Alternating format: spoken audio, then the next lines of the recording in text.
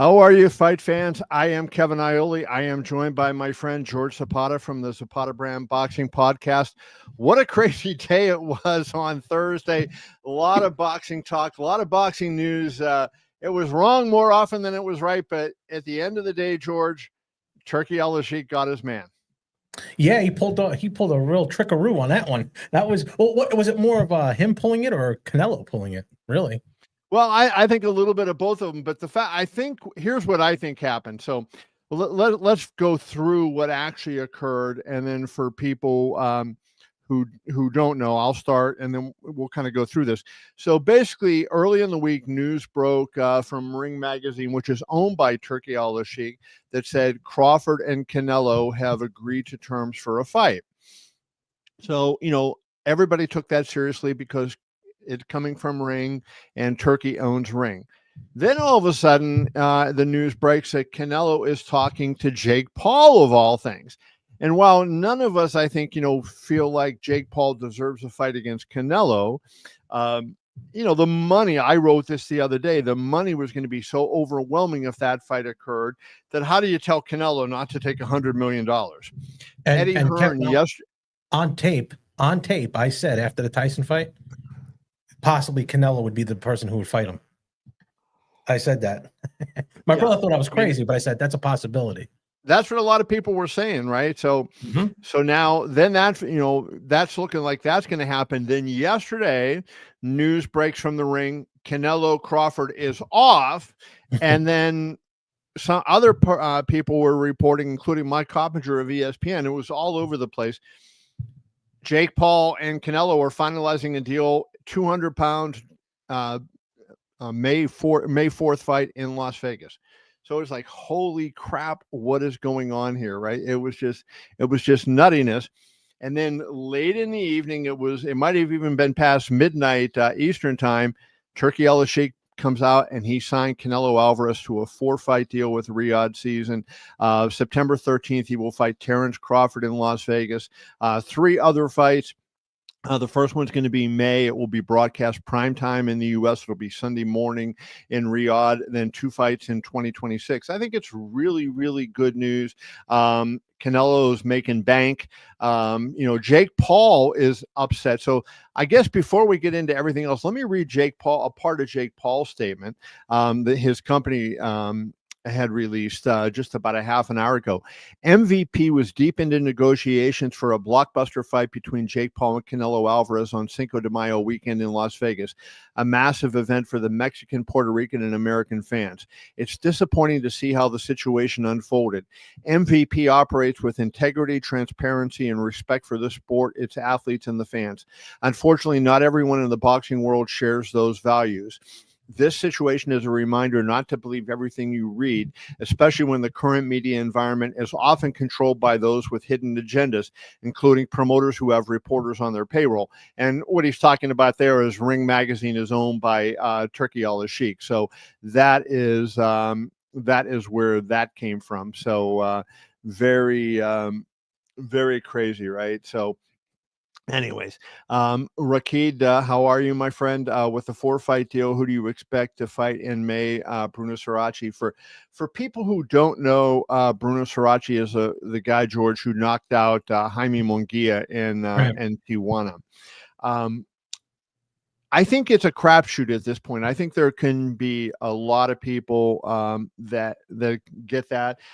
Who I hope it is, and I'll explain why, is William Skull. I am not a big William Skull fan. I do not, care to see William Skull really fight.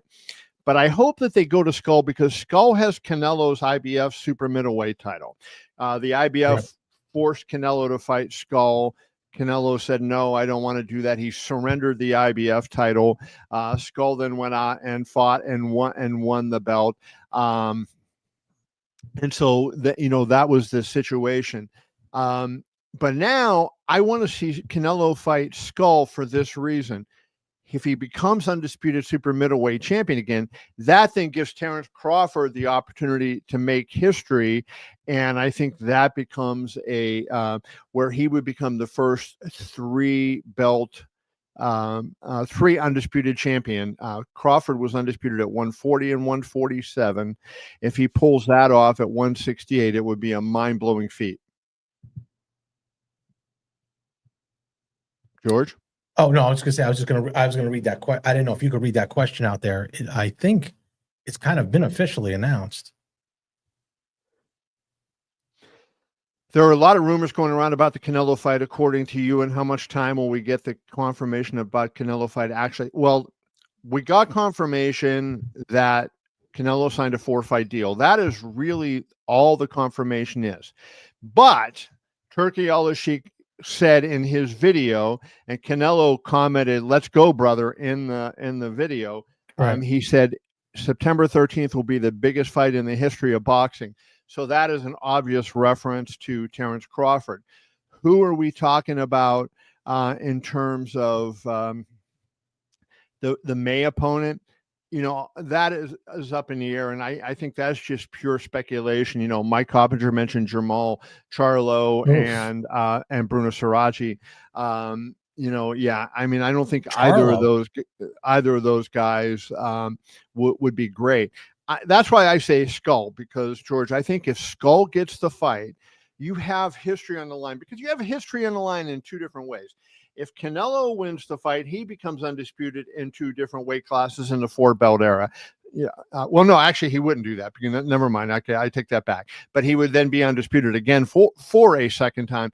Crawford would have the ability to be undisputed in a third weight class. And that I think if that happens, they should just change the rules in the Hall of Fame and put Crawford in the Hall of Fame while he's an active fighter, because that would be such an incredible thing. Right. And this also is, if you think about it, the last time like two of the top pound for pound fighters in the world fought each other would be Whitaker Chavez. That would be the last when we're like, 1 and 3, 1 and 2, right around there, that we're in almost the same weight classes. You got to go back that far. Yeah, I'm not sure. I think we've had that happen. I don't know. I don't know who would at the top. Look, Beterbiev and Bivol, right, are fighting. I have Beterbiev 4 and Bivol 6. That's pretty high up. I have Crawford 2, Canelo 8. So the number actually adds up to the same, right? Wait, where do you have Crawford? I have Crawford 2 behind Canelo's 8. And Canelo 8. Okay. So my top 3 right now, you can go on to keviniole.com and find this, but I have number 1, Alexander Usyk, number 2, Terence Crawford, number 3, Naoya Inoue, number 4, I have Artur Beterbiev, number 5, who do I have number 5? I think I have Gervonta Davis, number 5, number 6, I have Dimitri Bivol. Bivol beat Canelo. Let me ask you, who got more played, Jake Paul or did Canelo play him or did Turkey play him? Well, I think a little bit of both, but I think Canelo came out on top here because, basically, Canelo's side is negotiating with both. Canelo's side is negotiating with Jake Paul. They're negotiating with Turkey, and I think what ends up happening. Bam Rodriguez, yeah, Joseph Torres had it correct. Bam Rodriguez is my other guy. Thank you, Joe. But yeah, so Canelo's team is negotiating on both sides of the apple there, right? And so I think what happened is they were using leverage. They were basically saying, okay, Turkey, you want us to take this fight, you're going to have to meet our terms, or we can go fight Jake Paul. Now, I wrote earlier in the week, just based on my knowledge of the sport and nothing was told to me, I said, Canelo can make $100 million for fighting Jake Paul. And while I did not like the fight, and we'll get into this more in a second, I want to focus on Crawford and Canelo at the top here, but I said, I'm not going to criticize Canelo if he takes the fight, because if you are offered $100 million to fight a slam dunk win for you, that's an easy fight, then I say, you take it and we can't complain about you. Right. And so I think, that Canelo sat there and said, hey, I'm going to negotiate with Jake Paul. Turkey saw that and got upset, but then he raised his offer and got the deal done. And as he said, don't mess with the lion. And I think Turkey was referring to himself as the lion. Yeah, oh yeah, definitely that. But hey, Canelo makes out either way. George, I saw a question. I saw a question on here I want to put up on the screen, and we actually have a video that's interesting, I think. Kyron Davis, a middleweight contender, and he actually sparred both fighters. He sparred Bud Crawford when he was getting ready to fight Sean Porter. He also sparred Canelo Alvarez. And there's a video on YouTube about a year ago, and I want to give credit to the YouTube channel. It's YSM Sports Media, and he is given his opinion. He's asked, who do you think would win if they fought Terence Crawford or Canelo Alvarez? And so here's a little bit of a clip of that you can listen to. There's been talks of Terence Crawford wanting to face the winner of Canelo Alvarez and Jermell Charlo. After watching both performances, you know, him versus Spence and then Canelo versus Charlo, and you've been in the ring with Canelo, what does that fight look like? Well, I've been in the ring with Crawford too. Oh shit! I didn't know you sparred both. I got Crawford ready for when he fought Sean Porter. Okay. I've been for a few weeks. What do I think of that fight? Yeah. I think that you know, everybody knows that Crawford got the skills. I do think that Canelo's a little big. He's a little big for Crawford, and it'll be a tall task for him to win. It'll be a lot you have to. It'll be a lot to get that victory based on, you know, size alone. Not that size wins fights, but you got a guy that got size and skills. It'll be hard. I mean, nothing's impossible. But if I had my money on somebody winning the fight, it'll be Canelo Alvarez. Even though Terence Crawford is a great fighter. So, you know, I just thought that was interesting, and that is kind of what I think. So let's talk about this fight and how we think it might go. Terence Crawford versus Canelo Alvarez. You know, I think on the Terence Crawford side, Karan was right. You know, you're talking about a guy that has unbelievable skills, and I think the thing that makes Crawford so special is his ability to switch and fight southpaw or orthodox at any point in the fight, and he goes so seamlessly. There's some people that can switch, George, but you know, as a boxing coach, and you fought yourself, it's not easy to switch and kind of get back, and you make yourself vulnerable a lot of times. And Crawford just seems to have that sixth sense of when I should switch, when I should go back, and I think that makes him really difficult to prepare for, because you never know what you're going to see. Yeah, and you know, I never the rule that I have now is never bet against Terence Crawford. He has that ability to always adapt to whatever fighter he's fighting. Just when you think it's an unbelievable task for him to take, he always comes through. I did it with Spence and him, and I got killed on the comments. I happened to be on Sean Porter's podcast when I made that prediction. It wasn't good. And then you have Canelo, who I thought he was over the hill 3 fights ago. I thought, this is going to be the end, and he always seems to come through. This is a hard fight to pick for me, because I want to pick both, but I think ultimately, like Karan Davis said, the size does matter when when the skills are just about the same. Plus, right, Canelo's punch resistance, I think, it would be a lot better than Crawford's.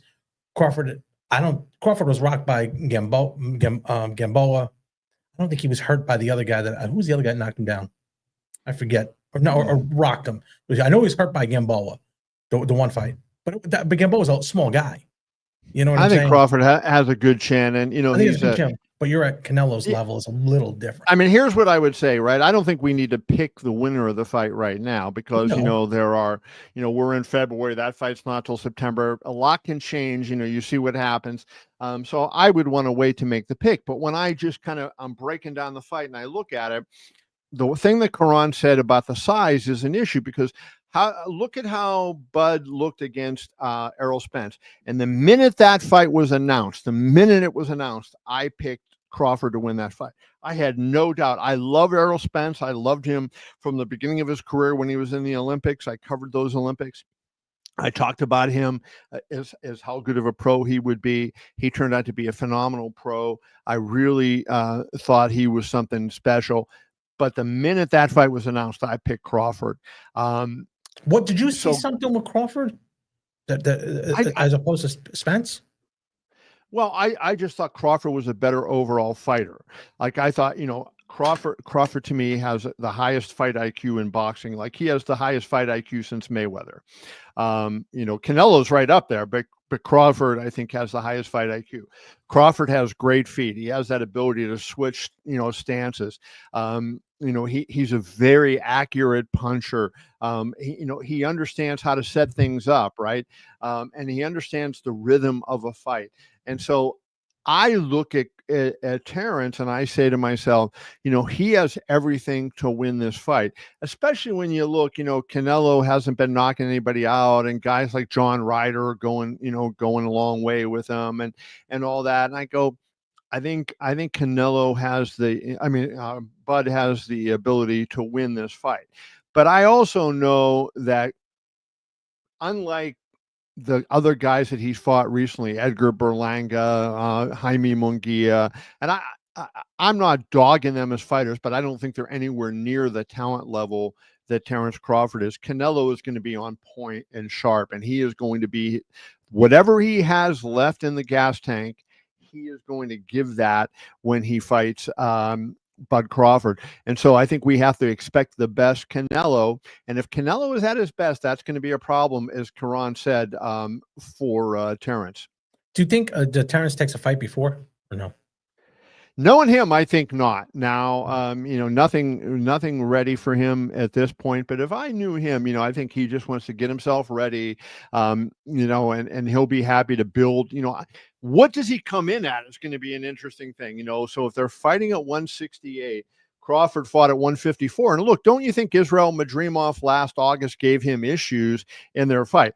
Now, Madrimov, George, I'm a big fan of Madrimov. I have him at the bottom end of my Sweet 16 pound for pound. I rank 16 fighters, and I have him toward the bottom of that list.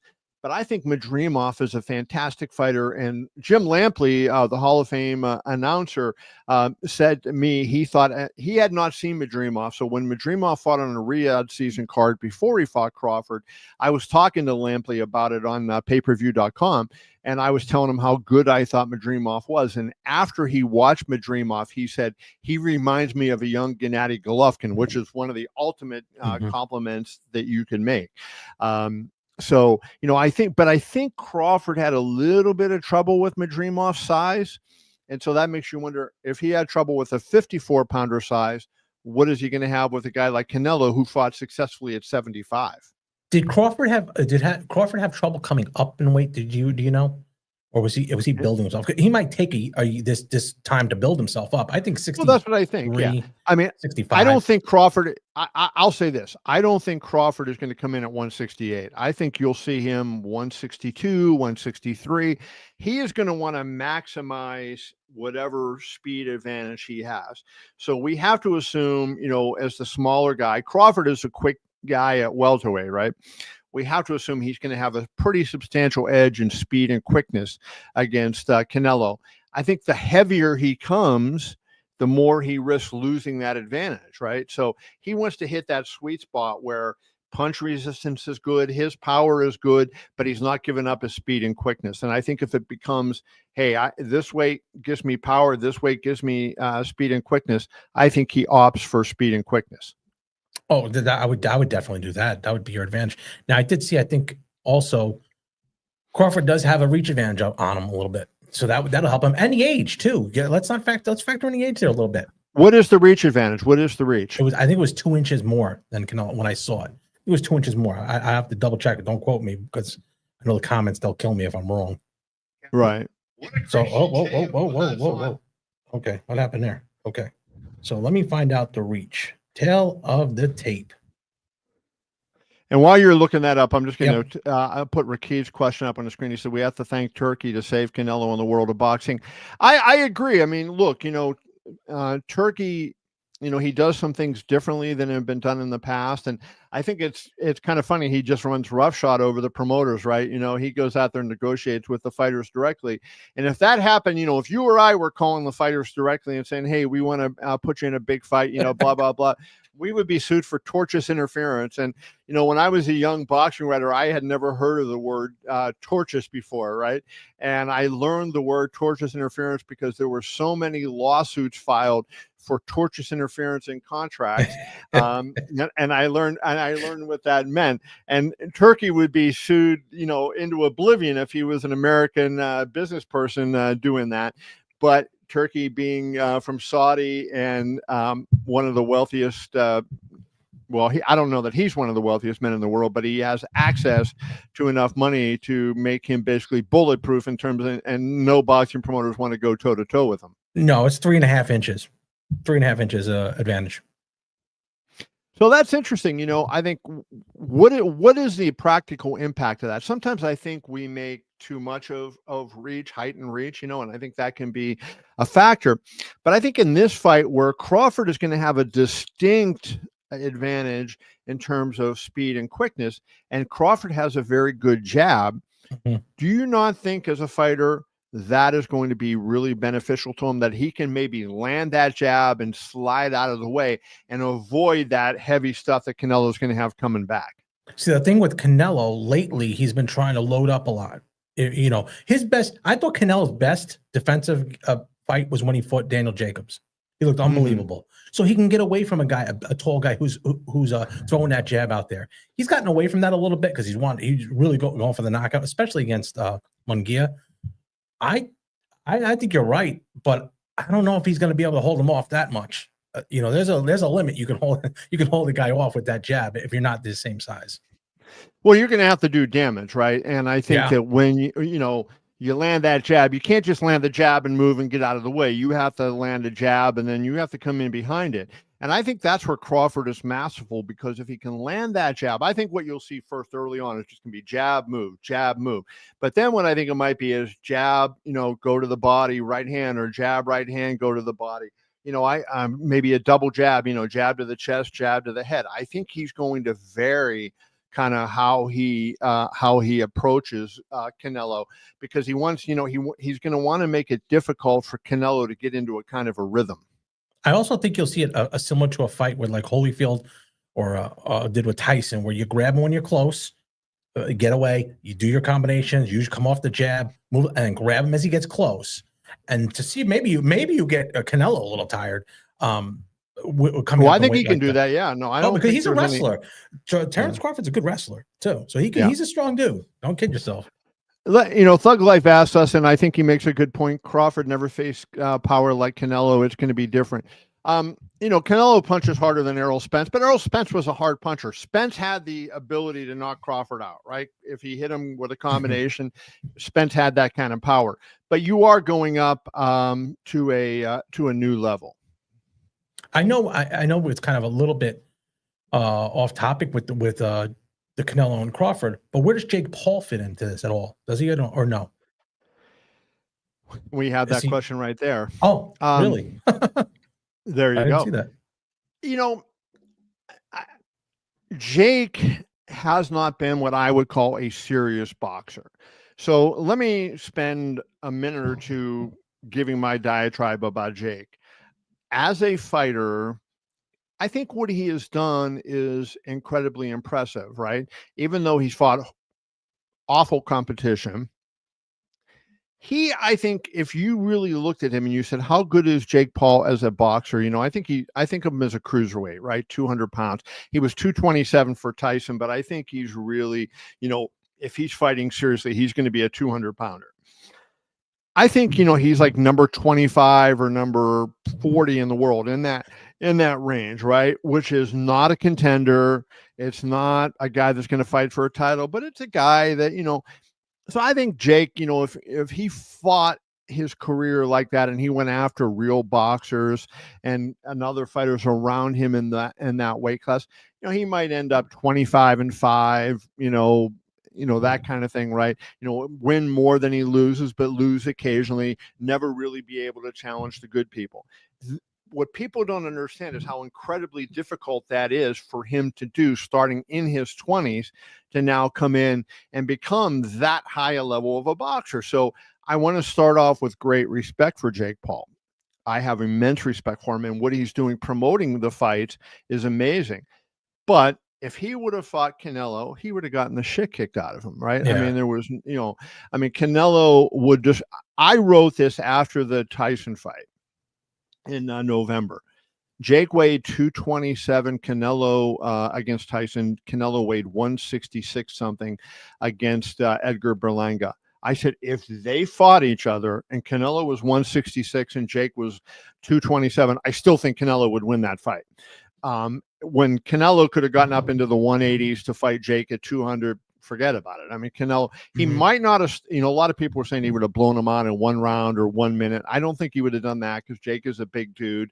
And, just like you said at the beginning of this, Crawford has to go up and wait and face that big puncher. And there's a big, Canelo would have had to do that with Jake. And I don't think it would have necessarily been so simple. But having said that, I think Canelo would have obliterated him. And it was the only reason I would not have totally carved him for taking the fight was the $100 million payday. Now, take the scope of that of Jake Paul. Right? But like every boxer that comes up that has some sort of following, look at De La Hoya's first 11 fights. You're not fighting the greatest people in the world. You're just not. Right. So yeah, I think we have to give credit to Jake a little bit of how he's to get to this point, to get to a potential $40 million payday on Netflix for Canelo. That's almost like Tyson-esque matchmaking in the beginning there.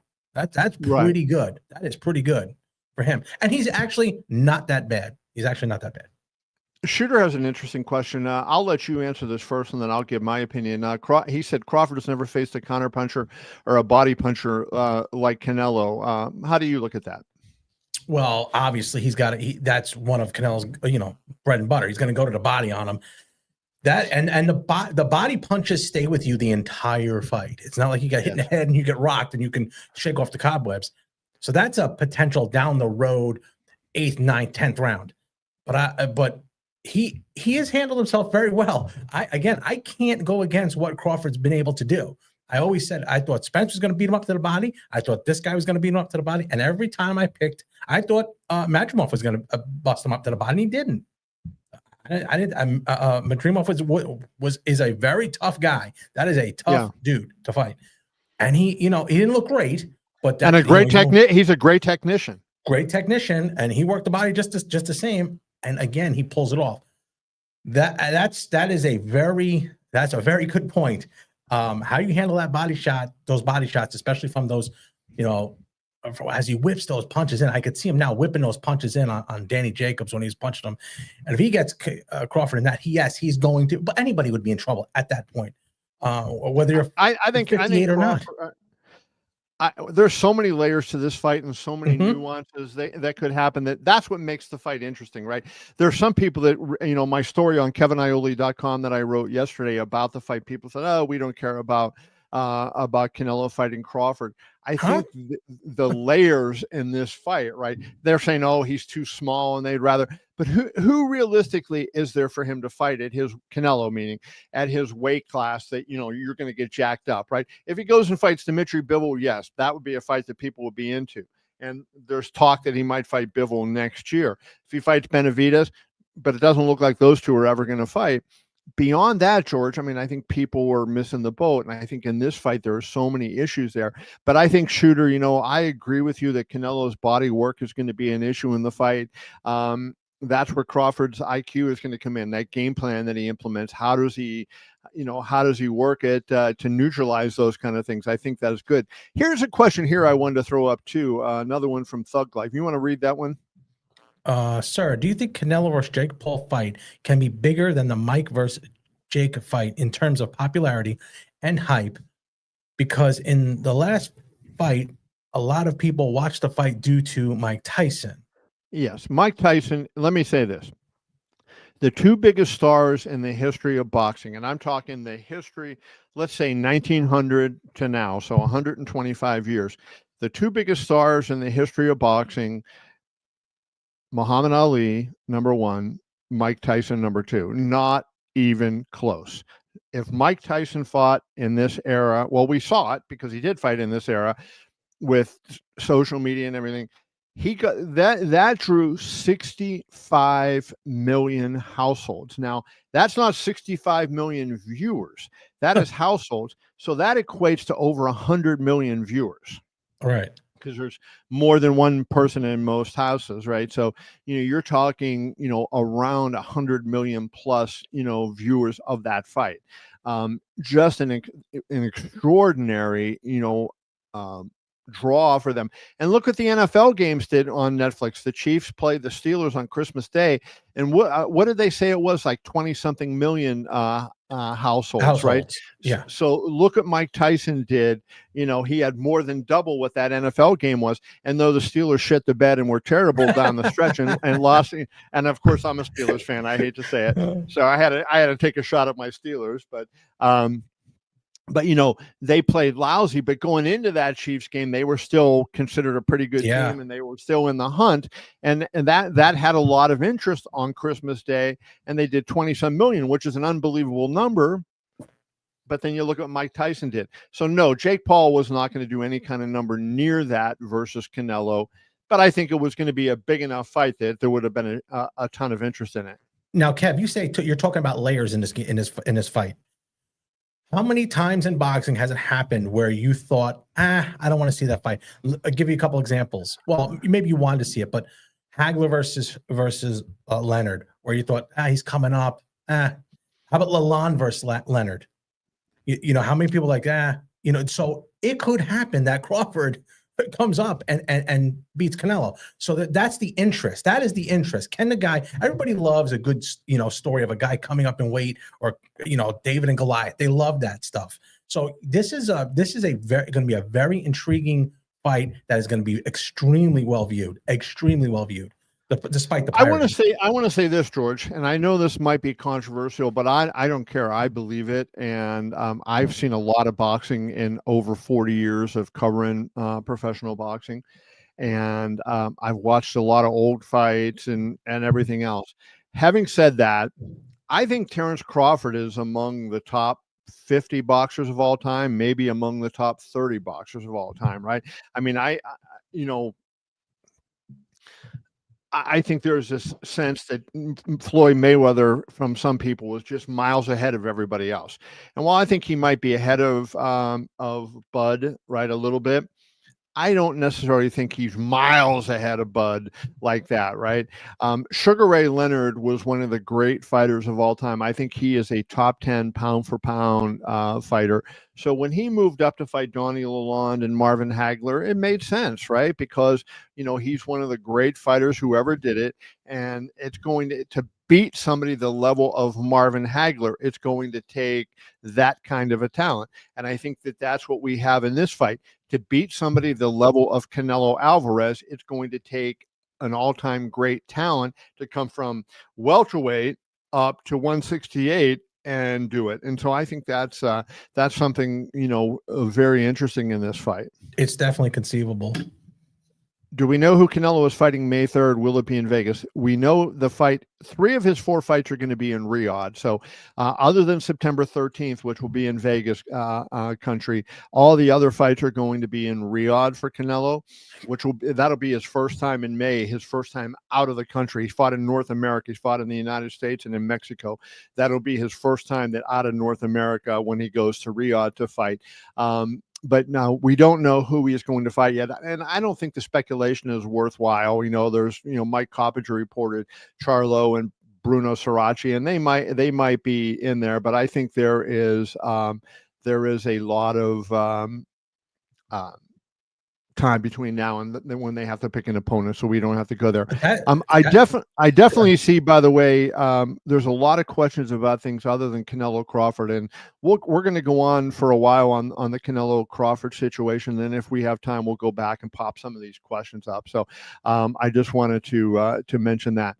Here's a good one. Who has the better IQ, Canelo or Crawford? I'll let you go first. Oof. Boy, that's a tough one. Maybe I'll give it a slight edge. I think, just to Canelo, a slight edge. I'm not being just because of experience. A slight edge. I said earlier in this thing that I thought that Crawford has the best fight IQ in boxing. So I'm gonna go with Crawford in that one. This goes to Jake Paul. Jake has never been tested for steroids. I think I don't know if that's a fact. He did fight in California.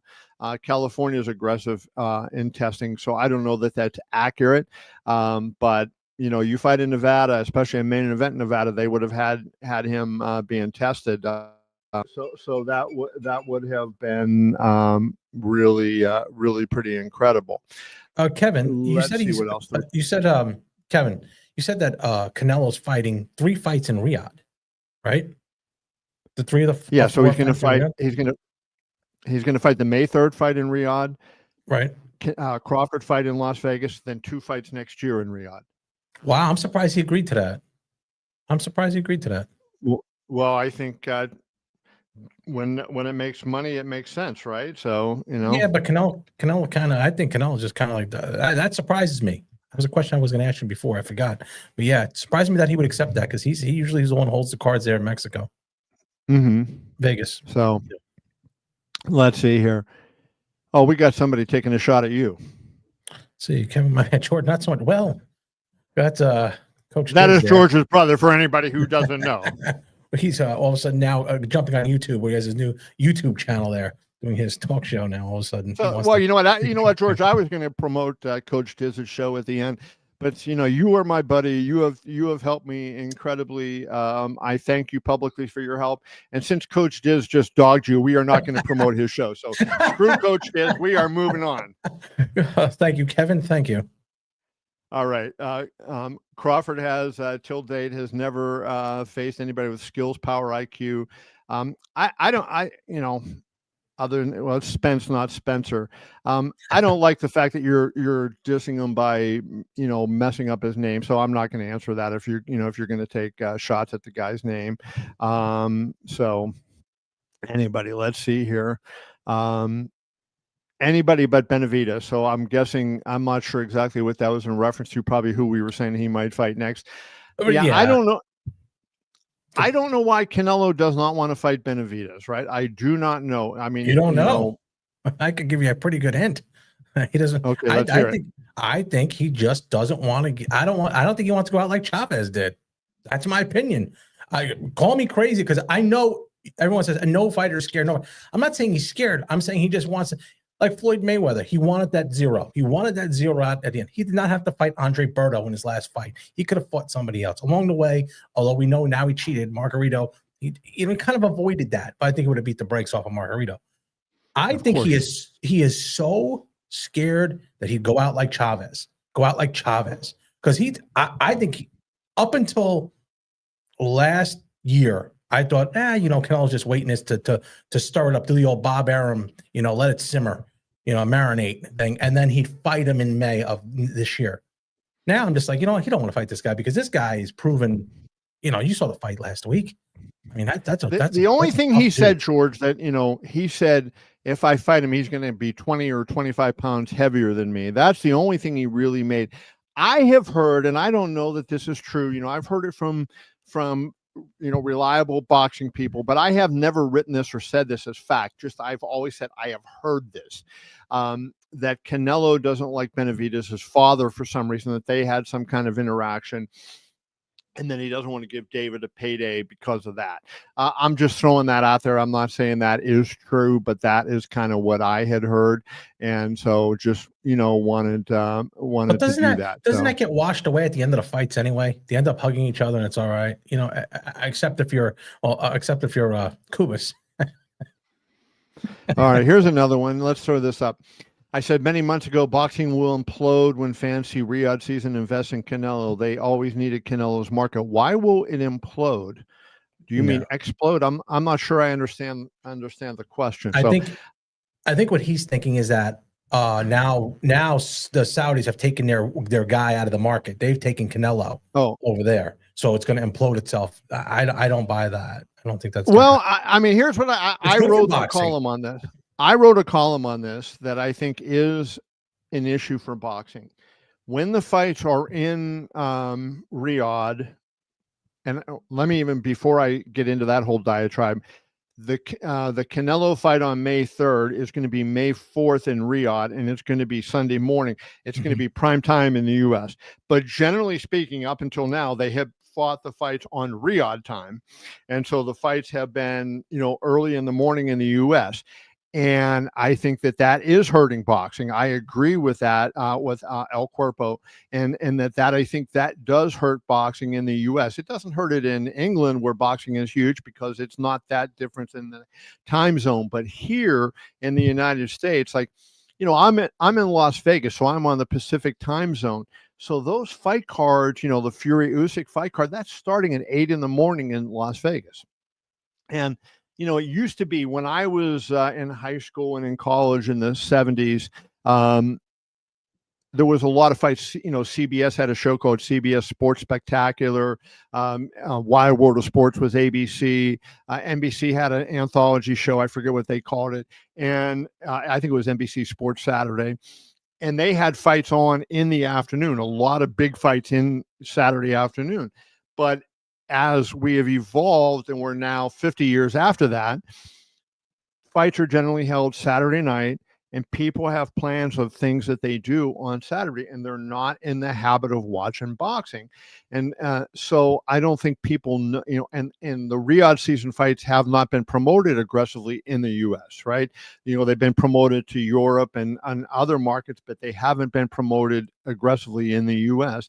As a result of that, I think El Cuerpo is right what he said.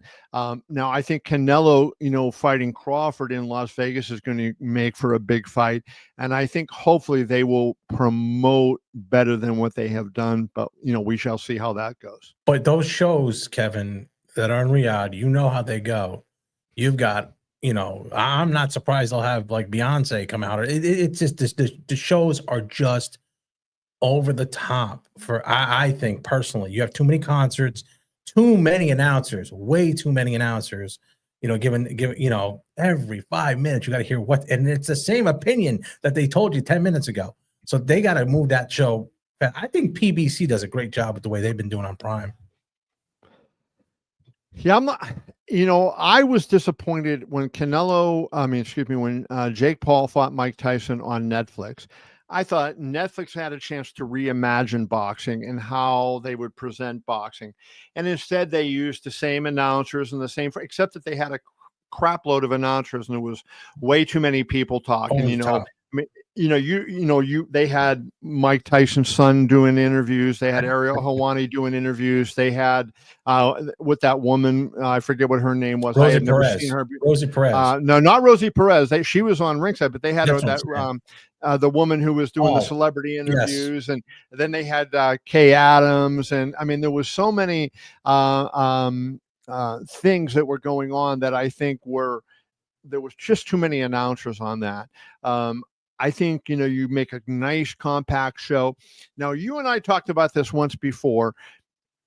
I think Riyadh season is trying something different by putting those concerts in. I don't think if they play one song, great. But I don't know, like having Eminem at their August 3rd, Eminem cost them $10 million alone. How many people that were at that fight were Eminem fans? Nobody went to that fight because Eminem was playing, right? And I just makes me wonder, like they're trying something to make boxing appeal to a wider audience, but I think they can just bring back disaffected fans by not only making good main events, but good deep cards. The February 22nd card is a great example. I think if you do that, people are going to watch. Now, you can't just do it one time and think, okay, we're going to do it on February 22nd and we're going to get, X number of viewers, and it's always going to be at that big number. No, you have to build to that, but you have to do that regularly. If you treat the sport right, the fans will treat you right. Oh, I agree. I mean, I just get so, it puts you to sleep after these shows. We were texting when that one show was on, but like if you look at that Riyadh one on the 22nd, great card. That the problem is nobody in the United States, not one single promoter, will put that show on. They couldn't afford it. Couldn't afford it. AK-47, everything does not have to be adapted to America. It does not, but if you want boxing to succeed in the United States, America is the biggest media market in the world. America is the richest country in the world. And you want to have boxing succeed in the United States, that's where the bulk of your revenue is coming from. If you want to make the fight, and not just a specific fight, but the fight business, then you have to, keep America in mind. And if you don't do that, then, that's what's going on. And you also have this sponsorships there too. Great stream, great transparency from realists. Thank you. Unfortunately, Saudi Arabia sports watching has taken over combat sports worldwide. Good for them on this surreal investment for tourism reform. I've written columns about the sports watching, but I'm not doing it anymore because it's happened so much. Every sport is going to Saudi Arabia, and it's just kind of like beating a dead horse. Like, I've written it before, I've said it before. But look, you have pro wrestling going there, you have car racing going there, you have golf going there, you have tennis going there, all these different things.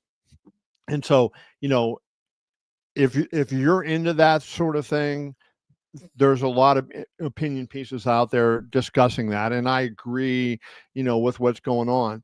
I'm hoping there's reform. I know what they're trying to do, though, is they're trying to promote tourism, and they're trying to promote, people retiring to Saudi Arabia, wealthy people retiring to Saudi Arabia.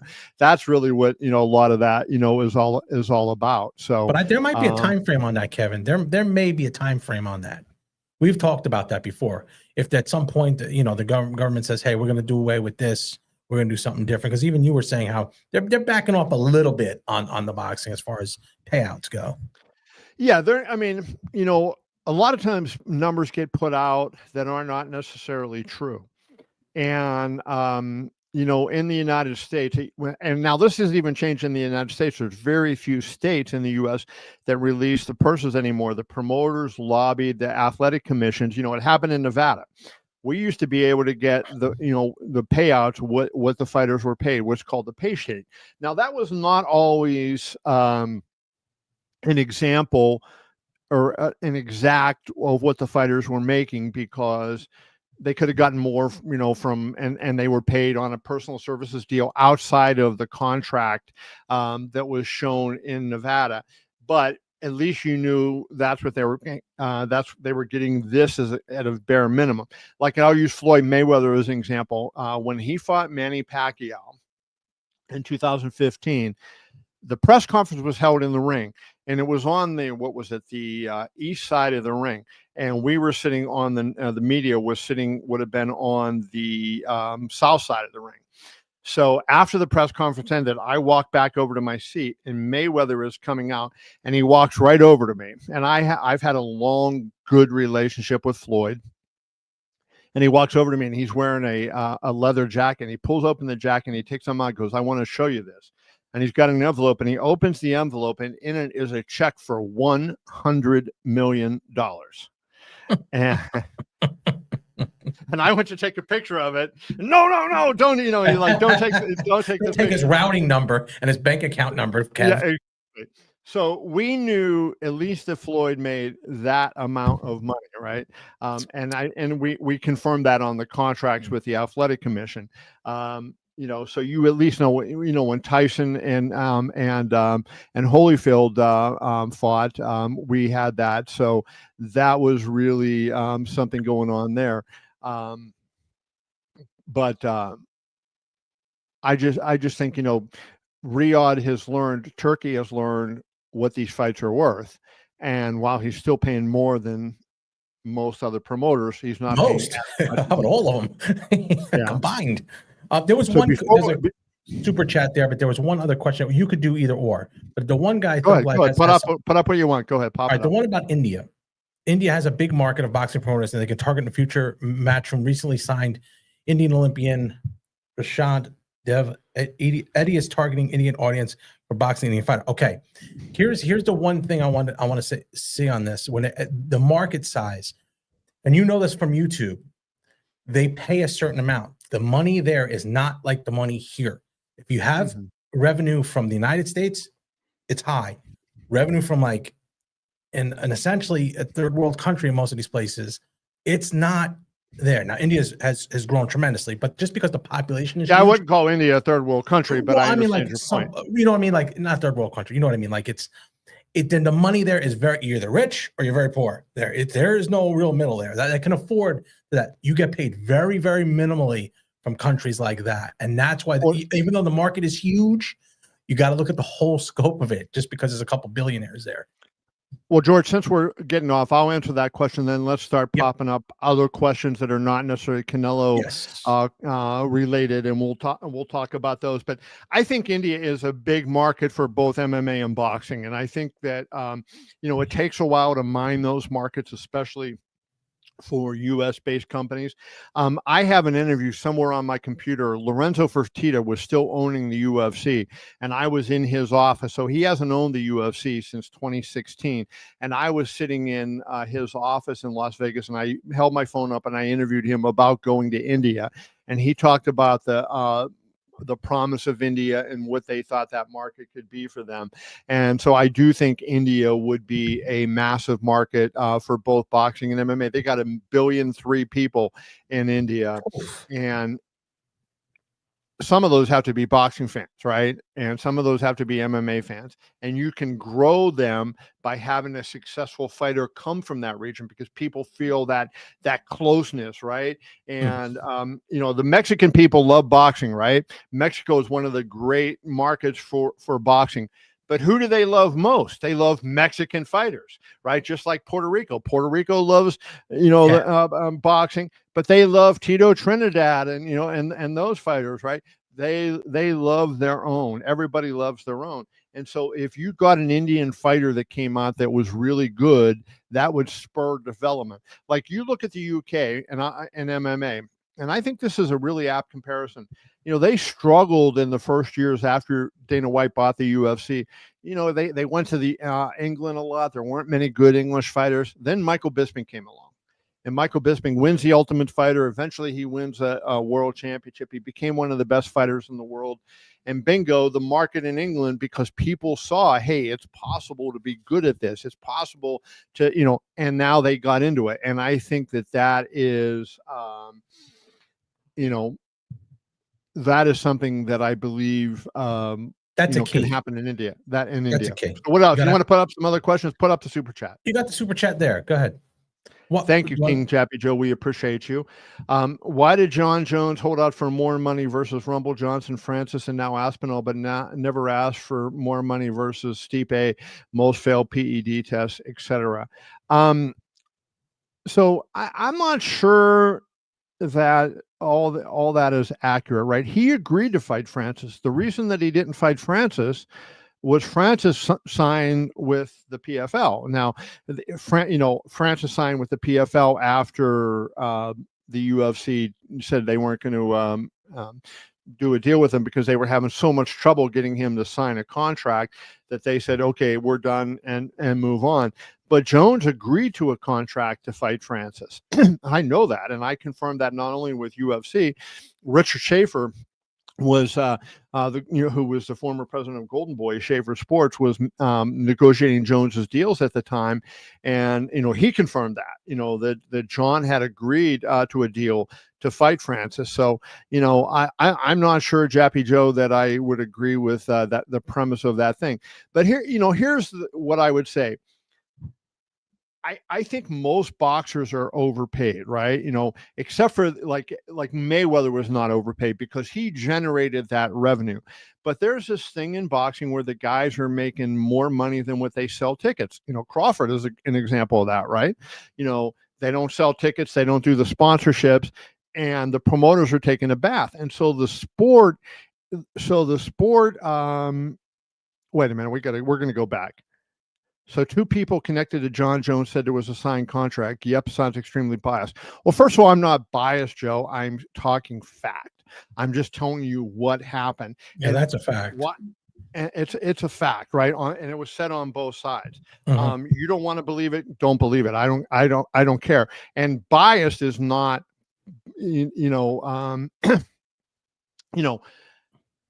anyways, but that just annoyed me because I'm not biased. I will state my opinions, but just because I have an opinion doesn't mean I'm biased. I am neutral to everybody, right? I am neutral to everybody. How much money do I think they offered Francis to fight John versus how much money they offered John to fight Tom? I don't know what they offered John to fight Tom. I think right now Francis was offered $8 million guaranteed with the possibility of making 12 to 15 million. And if it really went big on pay-per-view, it could have been a lot more. But I think that was the number. That was the number that they were talking for Francis in that fight. UFC, and UFC also is in a different spot now too. UFC has also grown a little bit more too, and you got to go with inflation and stuff. They're going to offer more. That's just what it is. Here's what I want to say, right? Because I want to point this out. I am in favor of fighters getting as much money as they can possibly get. Having said that, why is boxing in crappy shape? Boxing is in crappy shape because the economics are all messed up. They don't make, you have to pay. Why do these leagues that have salary caps? They have the cap and then they spend to the cap because they know, okay, we're going to pay this part of our revenue. But in boxing, what happens is, and this was very common in the HBO days. HBO, say, would pay a $5 million licensing fee, and they would have to give the whole thing to the A side of the promotion. They still had to pay the B side. They still had to, pay to promote the fight, to rent the arena, blah, blah, blah. So the revenue stream for the people that are running the business was very small. Now, what UFC has done is I think that they have brought that in where, look at Conor McGregor. He's, extraordinarily wealthy from making money in the UFC. He's invested it in his whiskey. He's made a lot of money too. But I think when you make it proportional to what the revenues are, could the UFC pay more? Sure, they can pay more. I'm not saying that they can, but I'm saying that, do it as a business and don't just sit there and say, I want to show that I can pay all these money. That's what I'm saying. Right. And I think that's the important thing. We want to see good fights every week. And George, I know you and I have talked about this a lot. I've said it on your podcast. When you've been on my channel, I've said this. If the boxing would matchmake like the UFC matchmakes, right? People who are not star level talents would become popular fighters, just like Arturo Gatti. Arturo Gatti was not a superstar talented fighter like a Mayweather, right? But Arturo Gatti was a fun, entertaining fighter. And all the way through, he fought very fun, evenly matched fights, right? Why was the Mickey Ward fight series so great? Because they were evenly matched and they were hard-nosed guys and they fought.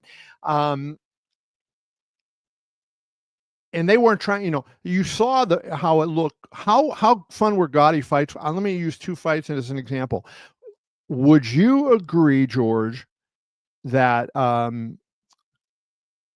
Arturo Gatti was the most entertaining fighter of this generation? Of this generation, yes. Of the last, okay. Yep. Did you enjoy his fights against either Floyd Mayweather or Oscar De La Hoya? No. Why is that? Why, if Arturo Gatti was such a... Right. He was outmatched. So that is what happens in boxing all the time. So when you get some of the guys in the UFC, right, what they do is they'll say, okay, this opening fight of the night that's going to be on UFC 312 on Saturday, they're going to say, this person is a 5. So we want to match that person with either a 4, a 5, or a 6. So, depending on, they want to challenge or whatever they're doing. But so it's an evenly matched fight. So you have the opportunity to have more competitive and entertaining fights. And that is what people want, right? Absolutely.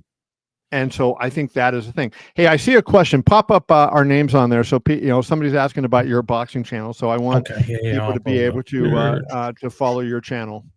There it is, right there. So if you go to YouTube, there's a Zapata Brand Boxing Podcast, and George, and once in a while me and his brother Coach Diz. Although I am down on Coach Diz after he dissed you earlier today. He bailed. Yeah. What was that? He's way more into football and baseball and stuff than I am. He's just way more into it. I'm just upset that he was dogging you. That's my That's problem. okay. That's all right. He can say what he wants. All right. Let's put He some other knows. questions. Drickus or Sean Strickland, Drickus Duplessis or Sean Strickland. That is UFC 312 main event. I'm going DDP. I am as well. I think by decision. I think Drickus could stop him, but I think more likely by decision. He got a weird. That DDP's got a weird thing going on. How he's a weird guy to fight. He's a little awkward. A little bit different. I'm just trying to go through some of these questions back that we skipped over before. I think I might have answered this before, but do we think Jake will find a new opponent in the meantime? I don't know what Jake's going to do because, he's mostly been trying to fight those, influencers and MMA fighters. And so Lord only knows, now that this Canelo fight, he might have been cashing in with the Canelo fight, right? Well, that's what I thought. I thought maybe he cashes in. He says, you know what? That's it. I know this is going to be bad for me. And I thought it made sense. I was on the show. I think I was talking to Jim Lampley, and I said, "Is this when we're talking about Tyson and Jake Paul?" And I said, "I think if he beats Tyson convincingly, which I thought he might have knocked him out, but he didn't, that he would fight Canelo." And everyone looked at me like I was crazy. And I'm like, "Yeah, why not cash out? Put all your chips on the table. Everything he said he wanted to do, he's done, except this Canelo fight that he wanted." So, hey, but he did get played. Good. Madrimov, I feel, is the best 154-pounder. Yeah, I don't know if I would say best because Crawford has a 154-pound title, so Crawford is in there. But I think Madrimov is very good. I love Madrimov, and I think that Feb 22nd card, that's the example of the kind of card I think we should see more often in boxing. That kind of card, right? That is what we need to have there. Who wins, Gervonta or Inoue? I have, and Tank actually said something about this. I agree with what Tank said, but George, I'll let you answer first, and then I will come back there. In my opinion, I've never been big on Inoue, but I know I get it. I just don't. I think I want to see more of him. I'd like to see him more. I haven't seen him enough because I'm working when he's fighting.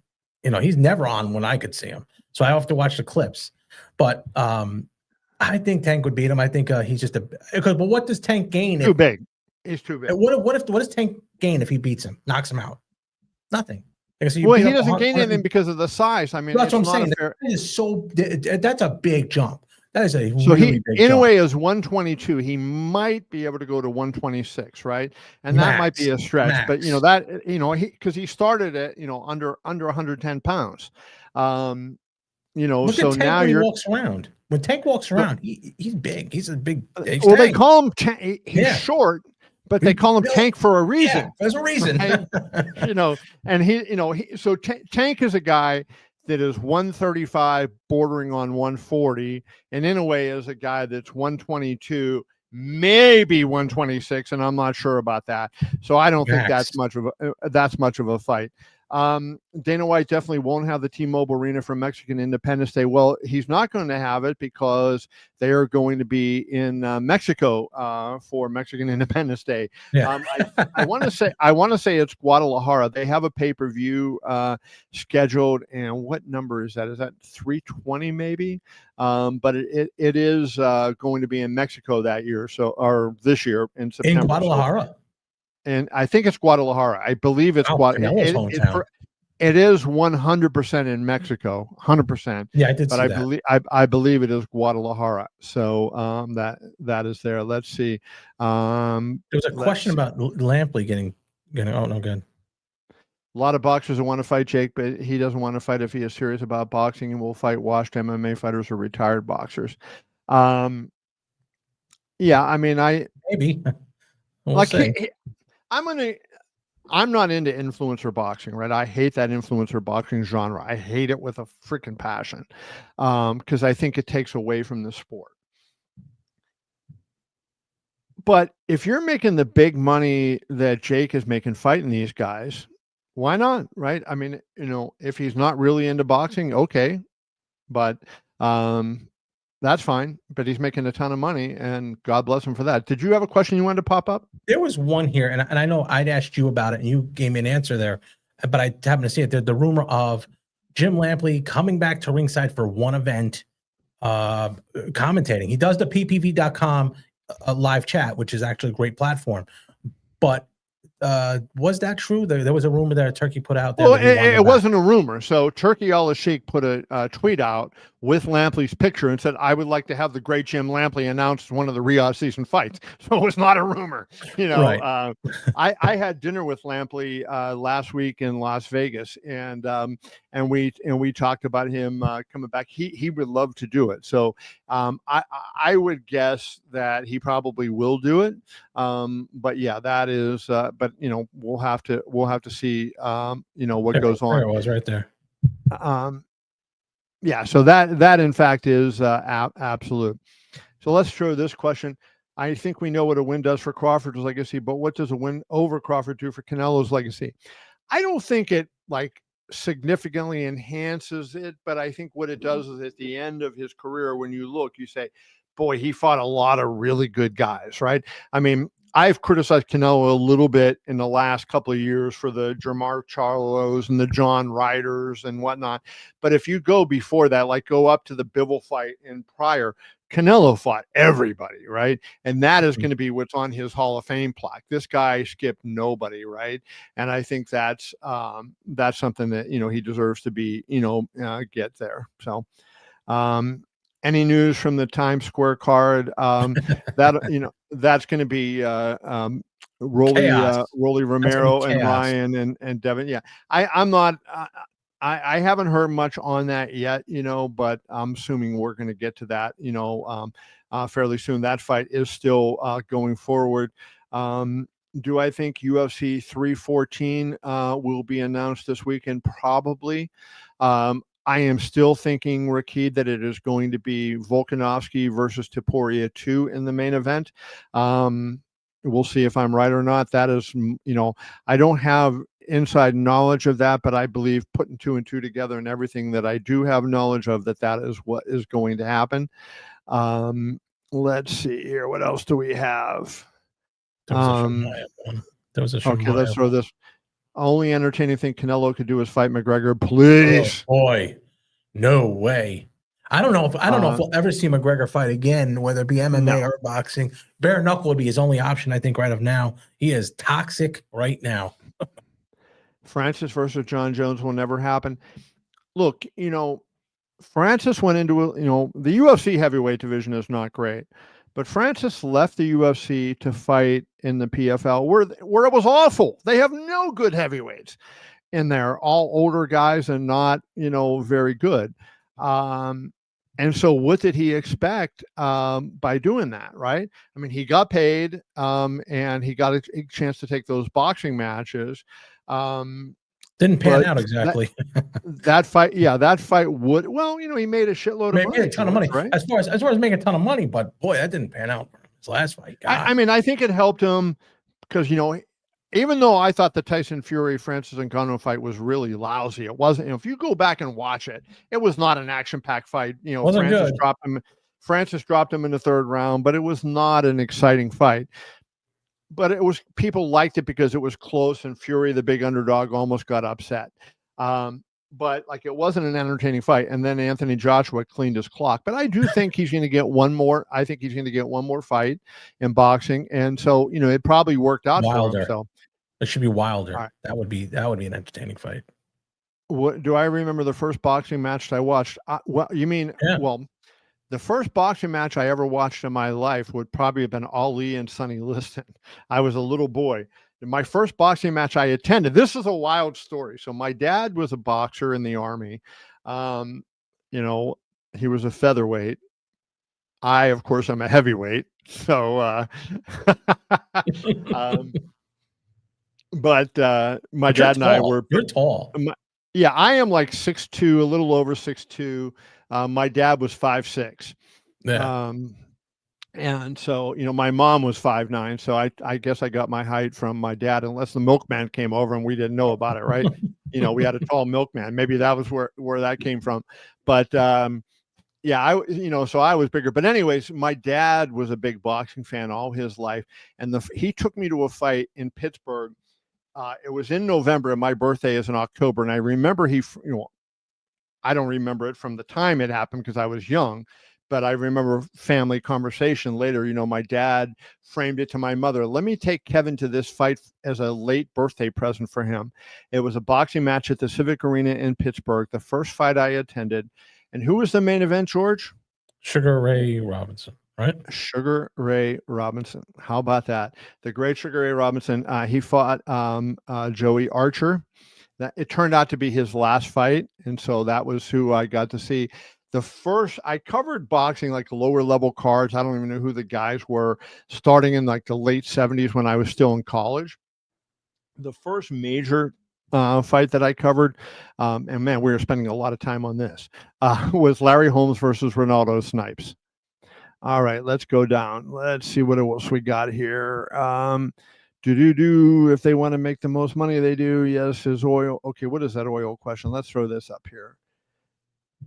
Does oil have any play in why this is all a thing? Well, I think it has a play just in the fact that Saudi Arabia is rich because of oil and that they have oil and the rest of the world needs oil. So I think that's why it has a play, but I don't think it has anything to do with in terms of why, I think what Saudi's been trying to do under the last, decade or so has been to diversify its economy. So their tourism is something that they're, if you see those shots from above in Saudi, it looks like Las Vegas, right? When you get to Riyadh, and I think they've been trying to diversify their economy and get it into that. So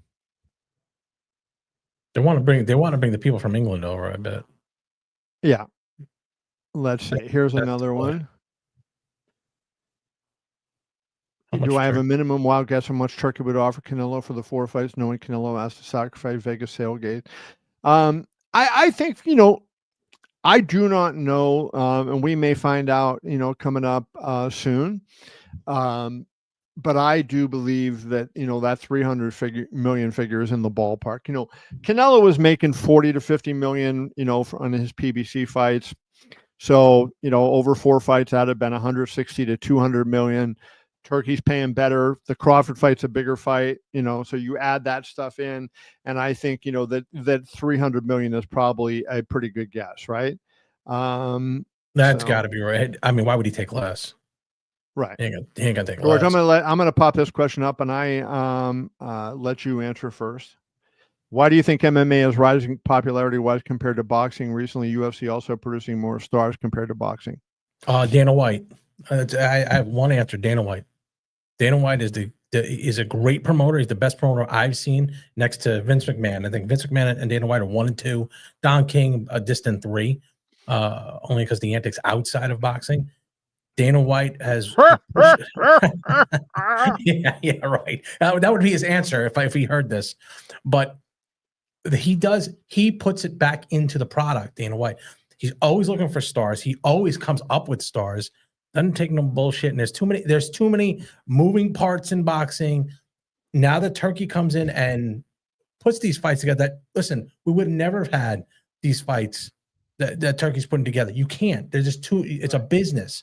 They would lose money because of the piracy. Too much money. Too much money. How much did Turkey lose over in LA with that fight wouldn't even happen? Well, I reported more than 10 million, but I think it was, more than 30 million. Oh my God. Like the Bob Arum would be out of business. You know what I'm saying? So that is why MMA has and you get the fights that I think Dana White's only missed like 2 fights that he said, I'm going to get these fights together. The John Jones, Francis, and Brock Lesnar, Fedor fight. It was like the only Randy Couture, Fedor as well. But Randy Couture, there've been a few of them, but a handful. But he gets it. And Don King. I want to tell my Don King story. So, I have a funny story. I have a million Don King stories, right? I bet you do. I was on the plane with Don King, flying from LA to Vegas. We were supposed to be in Las Vegas for Trinidad De La Hoya press conference.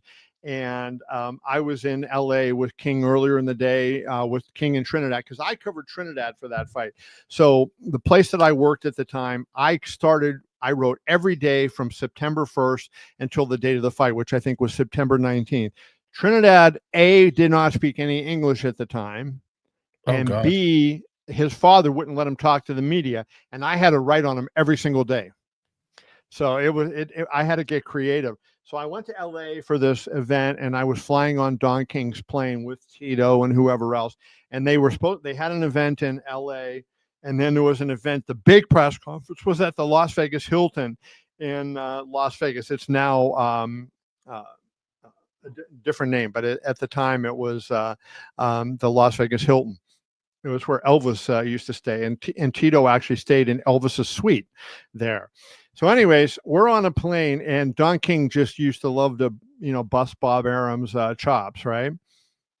And so we pull out on the runway, we're going to move away, and King says, "Go back in. I need to get a haircut." So What? we pull back to the hangar, and we have to wait for a barber, and King is getting a haircut. Then, did you get one? Kevin, did you get one too? While he was, I did not, but I did not need one. And while we were waiting, for Don to get the haircut, Don orders barbecue ribs.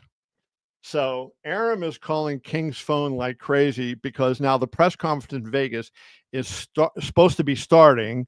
De La Hoya's there, Arum's there, the media's there, the fans are there, and there's no Don King and no Tito Trinidad. And King's not answering the phone when Arum is calling. So all of a sudden my phone rings and it's Bob Arum. And he says, "Where the hell are you?" Right. Where are you at? And I said, "We are on the runway in Los Angeles." And Arum goes, "What?" And no, he's screaming. I said, "Don is eating barbecue." And Arum goes up to the dais, goes, "God damn it, Don King is in LA eating barbecue on a goddamn freaking plane."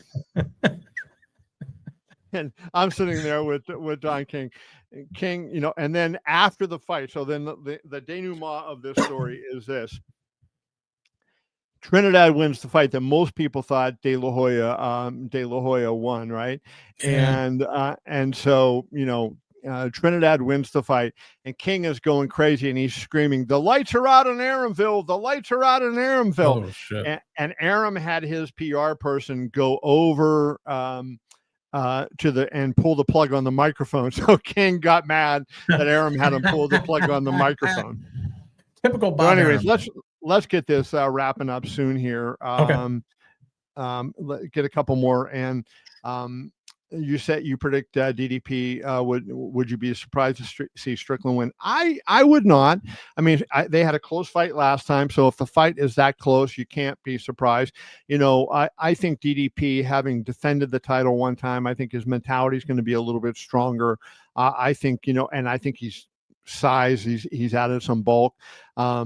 I think DDP wins, but no, I would not be shocked if Strickland wins. Oh, I wouldn't either. No, he's proven himself. Is Hamzat getting a title shot? Can he fight in the USA? Hamzat can fight in the USA now that Donald Trump is president. I should tell that story about my. I asked Hamzat in an interview, "Can you fight in the USA?" And he said, "If Donald Trump gets elected president, I will." And I think that was October 24th or 25th that I did that interview with him. So about 10 days from the election. That was on a Wednesday. I put an Instagram reel up of him saying that. I end up going to bed on Thursday night about 10:30. I went to bed a little bit early. I normally go to bed around 11. I was tired that night. I go to bed a little bit early. And George, my head had just freaking hit the pillow. And my phone rings, and it was Dana White. And I answered the phone, and he's in Abu Dhabi because they had a pay-per-view card on Saturday. And he said to me, "Don't ever say that my boy never did anything for you." And when he said my boy, he meant President Trump. And I said, "What are you talking about?" And he goes, "You have not seen social media?" And I said, "No." He goes, "Go to your social media now. Go to Instagram now." So I go to my Instagram, and when I had gone to bed, the reel that I put up of Chimaev, I think had like 50 likes or 75 likes. At that point, it had like 2,500 likes. And as you're looking at it, it goes, Trump shared it in his Instagram story. And while you get another question, I'm going to hold up the screen. I screenshotted it just so that I can see And I see we have some new questions, so maybe pop one up. Yeah, but okay.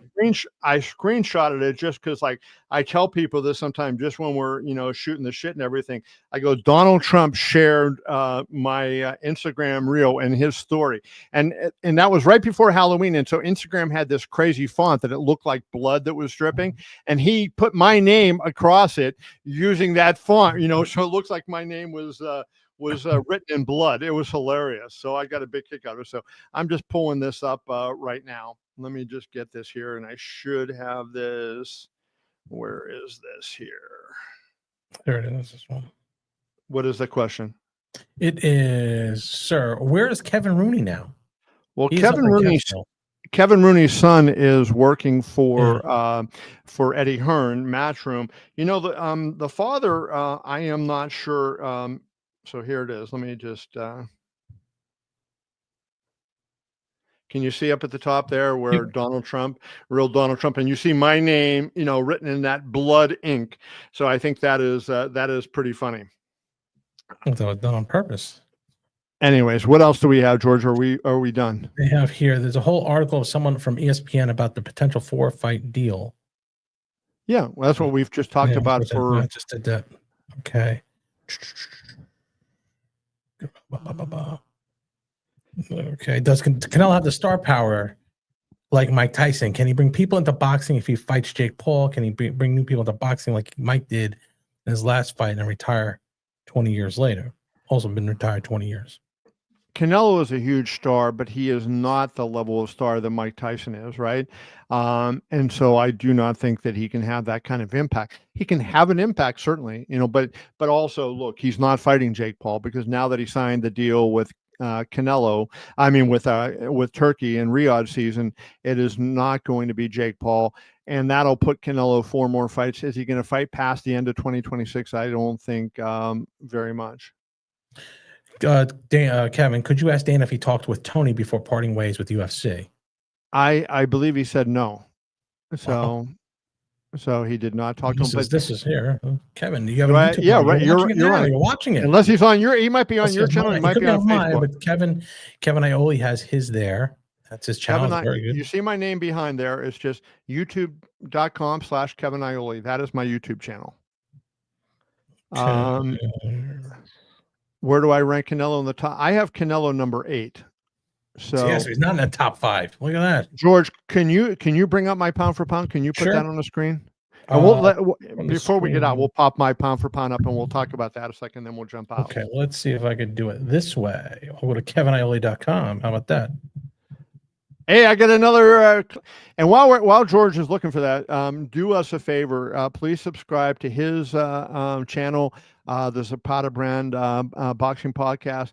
Please subscribe to my channel at Kevin Iole. You can see my name in the background, KevinIole. And also, if you wouldn't mind going to my website, KevinIole.com. It's free to read everything that's there. If you sign up, you can comment. I don't email you. I don't want you can put a fake email down. The only reason, okay, there we go. All right, I'll put it right here. You have, want me to read it for you there as we go scroll down? Go ahead. I'm going to pull up on my screen mine. So go ahead. You can read it and then we'll comment on it. Okay, this is who you got there. You have 1, Alexander Usyk. I call him Alexander. Terence Crawford 2, and Inoue number 3. Arthur Beterbiev number 4, Bam Rodriguez number 5, 6, Dimitri Bivol, 7, Tank Davis, 8, Canelo Alvarez, Nakatana is number 9, Benavidez number 10, Stevenson 11. Oh, you have Lomachenko at 12. It's kind of inactive. Haney at 13, Madrimov at 14. Victor Ortiz Jr. Victor Ortiz. No, you don't want him up there. Virgil Ortiz Jr. at 15. Man, my eyes are so bad. And David Morrell rounds up the top 16. Wow, Morrell sneaks in there at 16. That's pretty good. I thought he fought. You're talking about he put up a really good fight, in my opinion, against a really good a really good boxer, right? And I think he deserves to be in there. You know, his last two fights, you know, his fight against Kalajic, you know, he did not look that great in. Kalajic didn't want to fight, so it was kind of a tough fight. And then, you know, he loses to Benavidez, but I thought he busted his butt, and so I really like that. So I stick with those rankings. So let's see, what do we get here? Throw a couple more out of here. We're going to get off in like, say, 5 minutes. How do I think about Tony Ferguson's career? I think Tony Ferguson is one of the great lightweights of his era. Unfortunately, you know, he never got the Habib fight. So that was the fight that, when he was in his prime, would have been the fight that we wanted to see. Circumstances prevented that. But I think Tony will be remembered as one of the great and fun fighters of his era, one of the best lightweights in the history of the UFC at this point. Here's a good one here. Fantasy matchup: current Usyk versus Tyson that fought Michael Spinks. Oh, geez. Interesting. I would favor Usyk in that fight. Really? But yeah, I would favor Usyk in that fight. I think Mike. You know, who are the really good fighters that Mike beat? Right, especially the really good boxers that Mike beat. You know, you're going to struggle to find them, and when you find them, you're going to say, well, they were, you know, at a point in their career, right? I really love Mike. You know what he's done and what he meant, but most of his big fights he lost, and he was a bigger name. He was a great fighter. I'm not trying to say he wasn't a great fighter, but I'm saying, you know, he was more known for the power and the zany antics than being the greatest heavyweight of all time, right? I mean, some people think of him then, and that's, you know, what it was. But in any event, that's where we are. Somebody wants to know if I'm on Instagram. I put it up there for you, Kevin. I answered it for you there. Oh, you did put it answered? Okay, yep. Good. So, you know, Instagram.com/Kevin Iole, Facebook.com/Kevin Iole, X.com/Kevin I. And George has it too. Mine is just it's the Zapata brand, but George Zapata. Just follow that. It comes up on everything there. George Zapata, just me. And then we'll make this the last one. Is he going to Karate Combat? No, I don't think so. I think Izzy is going. You know, Izzy will either fight one more time in the UFC, but I think more likely Izzy is done. You think Izzy doesn't have anything left, or doesn't want? Do I think Izzy could beat fighters that are out there? Yes, but Izzy is not going to fight top 5 fighters in the UFC at this point, right? I think he's done. So you're fighting guys. You're going to become the gatekeeper. And Izzy is more than a gatekeeper, right? We got 2 other questions on there. Should I answer this last question, George? What's not? That? Thug Life has been with us, I think, almost the whole way. Yep. So I would have said no, but he's been with us a long time. I think my friend is the greatest trainer of all time, Eddie Futch. And I learned a lot about boxing from Eddie Futch. I had covered boxing for a number of years. And then I met Eddie Futch. And what I thought I knew about boxing, you know, was zero. And now, I'm still not a Freddie Roach or anything else. But for a lay person, I think I'm pretty good. But God bless Eddie Futch. I mean, what an unbelievable human being he was. Eddie Futch taught Freddie Roach how to be a trainer, you know, and that should tell you all you need to know. But I had so much fun that, spending time with Eddie, it was incredible. And like when Riddick Bowe was on his rise, I used to go to the gym and I would sit with Eddie before and after Riddick Bowe would work out and hear some of the stories and hear him talk, about the grades. And, he actually sparred Joe Louis one time. Eddie was a bantamweight and sparred Joe Louis. And, hearing that, I mean, there were so many great things. Eddie Futch, I think the best trainer in boxing history. Well, it's funny you say that, Kevin. The first picture I had with a boxing guy where I was like, kind of like, oh boy, was Eddie Futch. And it was funny because he was at an amateur show in Philadelphia, an amateur show, and he was sitting there. He was just sitting there in the corner. And I said, "Hey, Mr. Futch, can I have a picture with you?" And he goes, "What do you want a picture of me for?" Yeah. He's like, I'm just a trainer. Like, wow, to be quite honest. And he's the guy that stopped the Thrilla in Manila. Yes. Joe Frazier would have never quit, and he would have gone out for the 15th round. And Eddie said, "No, son, you've had enough, and your eyesight is too important. We're going to go on." Let's wrap with this. What is the more dangerous sport, boxing or MMA? Boxing, because many fighters have died in boxing, and very few have died in MMA. Nobody has died in the UFC, and MMA. Because you have wrestling and you have grappling, that causes different types of injuries, right? You're not getting the head trauma, it's reduced, but you're getting small joint injuries and that kind of thing. You can live with that, but getting punched in the head over, 15 or 20-year career, and I unfortunately have sat ringside for 7 fighter deaths. Sucked. Was not fun. Never want to go through it again. All of them were in boxing. One of them fell on me. Oh, Jesus. Yeah, just was terrible. And so, but unbelievable. Unquestionably, it's boxing. George, good stuff, my friend. I appreciate you jumping on. Once again, remind people where they can find you. Well, they can find me on the Zapata brand on YouTube, Facebook, and Instagram. George Zapata is the name. So if you go to the Zapata brand on YouTube, you could find it there. But George Zapata is my name, and I do have some socials, Instagram and Facebook. I don't have X and TikTok and like that. I'm just too busy to do that. I actually have TikTok. Can you believe that? Do you really? I have TikTok. Let me just give this little secret out. I post everything myself on Twitter, Facebook, and Instagram.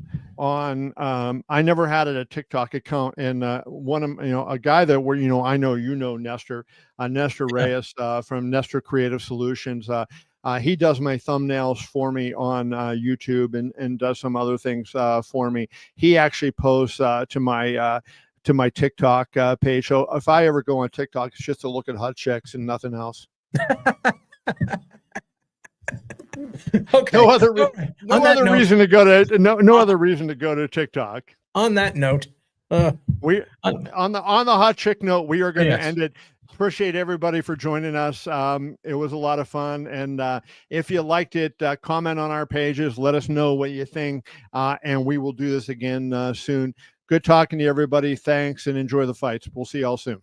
See you guys.